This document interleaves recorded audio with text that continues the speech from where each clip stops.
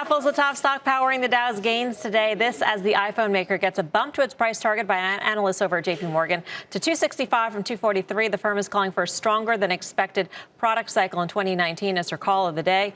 Peach own. I feel like maybe expectations were just lower. Well, wasn't it kind of weird that last phones. week you and I were sitting again on the 5 o'clock show? We were talking about Apple, and we were talking about how one of the analysts out there had lowered expectations. Right. And I'm just sitting there just shocked at what I heard, because the reason I'm shocked is when you look at where they're growing, and they're growing very rapidly in both services and wearables, right?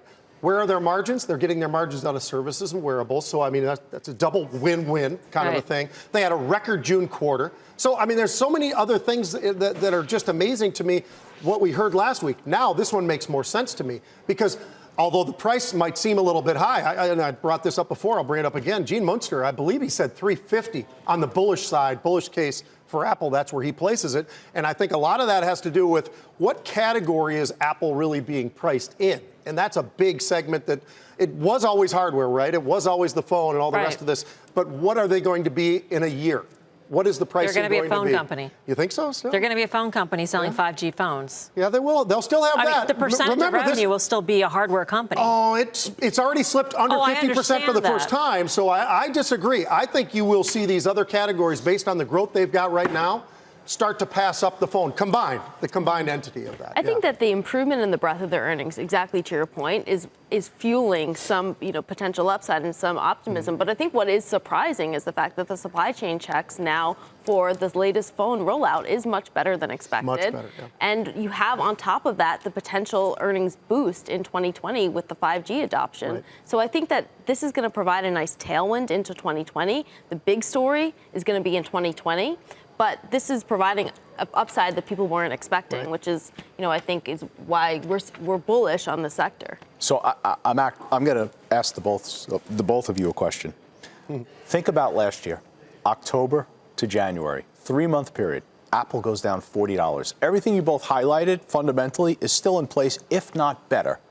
If the market experiences some form of a correction again, do you think that was a once in an Apple experience? No. Or do you think, again, Apple's the ATM and you're looking at Apple going down 40%? I would say this. It was a buy then, and we talked about it on air, and it's a buy if that happens again. But you're going to have to endure 30 to 40% down. Drawdown. Yeah, but that's a wonder. I mean, the weakness in China a year ago was also notable, right?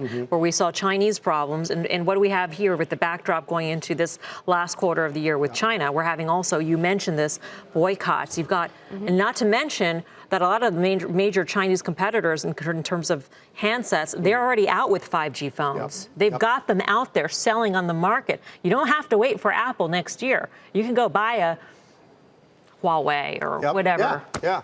If they choose to go in that direction, they absolutely can, Mel. And that's what's happened in the past as well, because we've seen, how many times have we seen Samsung comes out with the greatest next thing, and Apple comes out a little bit later, but they actually make theirs a little bit better, a little bit nicer, and people seem to migrate back towards Apple once again, if they even strayed for a minute. Yeah.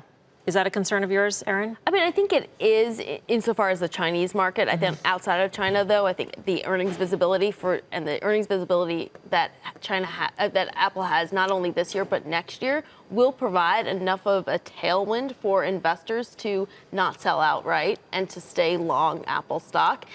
Could we get a drawdown and a correction in Apple? Are people going to hit the register and sell what they own in type of sort of adverse risk environment? Absolutely. But I think you're going to have a pretty nice buying base backing up to provide any significant downside. I mean, you want to own secular growth stories. You want to own the sectors that are going to do well in 2020 because they have these tailwinds behind them. But people aren't talking about augmented reality. They're not talking about AI, and Apple's involved in all these different things, Mel. I mean, there's so much more, I think, to the story. That'll be the next thing. And eventually people will talk about this augmented reality, which Apple is saying right now, $13 billion business in the future.